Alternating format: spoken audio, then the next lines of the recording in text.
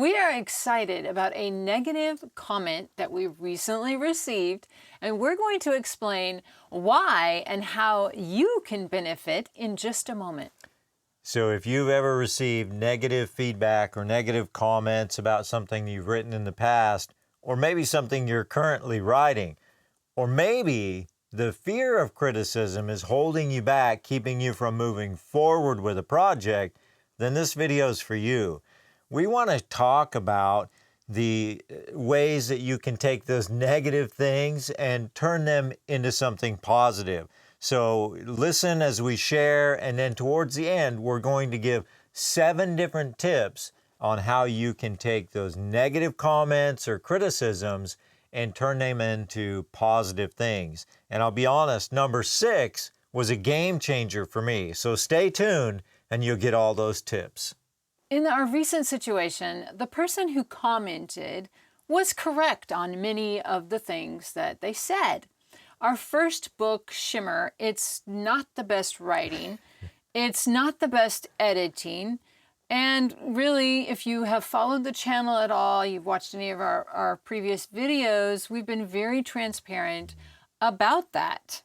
We wrote Shimmer about 9 years ago as part of a date night project we started doing. And the reality is we had no idea how to write a book. We just sat down and started writing and creating this story. And we would do that as our date night project. So we had a lot of fun with this. And it was the thing that really pushed us to learn and grow and develop new skills. So while we can look at it and be a little bit critical, on the other hand, I'm super excited about that book because there's a lot of good stuff in it, and it was our beginning point. It was our start. It's interesting that some people they point out the flaws and the imperfections about the book Shimmer, but the YA community really likes it. It is a 4.3 rating on Amazon. It's got a lot of really good reviews. And honestly, we've had a lot of really positive feedback from a younger audience. So I think this just goes to show us that not everyone is going to like all of your writing. There are different genres, there's different target audiences, different people, different age groups, different reading sophistications. There are lots of different factors that go into that. So not everyone is going to like a YA fiction book. That's okay, isn't it? It is okay. And honestly, not everybody has to like what you've written, and it's okay. Yeah, and so in that particular book, it wasn't really a sophisticated writing. It was a simple story, but the YA community, they really like it. Yeah. When that negative feedback first came in, I was like, ouch. That kind of hurts. I don't like that. Yeah, she was getting all funny about it, like it was a big deal. But we have learned, we applied these things we're going to share with you, and it really helped take that negative feedback and turn it into something positive. And we are going to share with you, and hopefully that negative feedback can benefit you. So here's one of the ways that we come up with that the negative comment that was given to us can really benefit you, because we want to share with you a chapter, the first chapter of Shimmer and the first chapter of The Uprising, which hopefully is going to be published in December. It's coming right up. We're trying to hit that launch date. And then the sci-fi book that we have, we're going to launch that probably in January. So we want to give you a free chapter of each one of those so that you can see different writing styles, different ways that we have grown in our writing, and maybe that will just give you an encouragement that you can learn and grow in your writing skills. So there'll be a link down below to download a PDF version of all of these different chapters that we want to give you, just as a blessing and a way to say thanks for watching our videos maybe, and so that you can see that it's possible to grow in your writing skills, because some people, they think you either have it or don't, right? They do. That is one of the things that circulates in the world of writers, and it's not true. You can learn. If we can learn, Trust me, you can learn too. Absolutely. We want to give you a really quick example of the different writing from each one of those books. And the first example is from Shimmer. Lord Carnoff rose from his seat and walked calculatingly towards me and stopped beside Stone. Now, I can say a lot of things about that sentence. I can tear it up. Yeah, there's a lot of things that we could change in that to make it a little bit better, like calculatingly. Oh, what a terrible word. I can't believe I used that word. But in some of my recent videos, I've talked about the fact that you don't need to say rose up or anything. And the sentence rose from his seat, or that phrase, could simply be Lord Carnoff stood. That would be a much simpler form than saying that he rose from his seat. That's a little bit on the nose writing, right? Yes. And that is just a really quick example. I could go through and dissect the rest of it as well, because we've learned so much since that book was written. But it gives you an example of how much we've learned and grown. It does. So give us an example from The Uprising, the book that's just about to come out. I would love to. The Uprising, which is the first book in the Electricals saga, here is a passage from that. The room's silence contrasted with the humming in her head, which grew louder with every moment. Her fingertips tingled and the lights overhead flickered. Now, one of the things I love about that is you can see the contrast between the other one and this one, because this one really shows, it really paints a picture of what's happening in that room with that character. And it doesn't go into the on-the-nose writing like the other one does. Yeah. So it gives you a better mental picture and is less distracting, because sometimes the on-the-nose writing can be distracting when you're reading it. You don't even realize that it's distracting. You're just like, something's funny with that. Yeah. So that's great. I'm going to give you an example from the sci-fi book that is going to come out in January, so that you can get another taste of the different writing styles. And this one is a little more on the dialogue side, because dialogue is something that we've really worked on. So here's an example from the sci-fi book. How many people have died? Jessie asked while shuffling through her closet, looking for the cute shorts she found at the mall last week. None so far, but there's several who are close. Many of them are extremely sick. They're running out of supplies, but your mom is going to save them.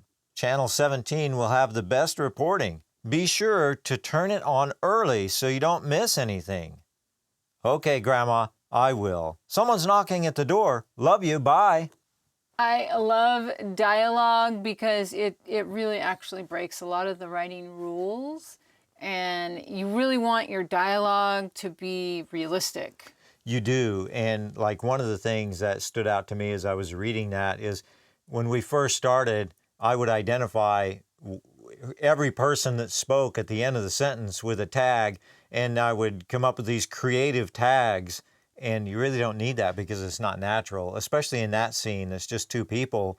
You don't need to say he said, she said, all of that. Oh, right? yeah. If it's just a section of dialogue between two people, you establish at the beginning who's talking, and then you don't need to say who's talking because the reader is intelligent enough to follow the dialogue. Yeah. So it's funny because as I was looking for that example to share with you, what I realized is that I write really dialogue heavy in a lot of the chapters in this book. And so it's very interesting to me how the style has changed and how we've grown in our writing techniques. So here's the 7 tips that we have for you that will take you from a negative to a positive, and something that you can really kind of evaluate and be encouraged by these things. And so again, stay tuned for number 6, because that's a powerful one to me. But the first one is this: it's change your perspective. And so when some negative comment first comes in, or somebody gives you some criticism, it's kind of like, ouch, oh, I don't think I like that. Yeah, it hurts. It does. I like the positive, right? But those negative things, if you stay with that perspective that they don't like my writing, or this is horrible. Oh. It's easy to spiral down in negativity. So the way to change that is to change your perspective and just stop and say, wait a minute, how else can I look at this? What can I learn from this? And believe it or not, changing that perspective really helps. Wouldn't you agree, Ange? I totally agree. I think that a lot of times we get like tunnel vision on the negative feedback.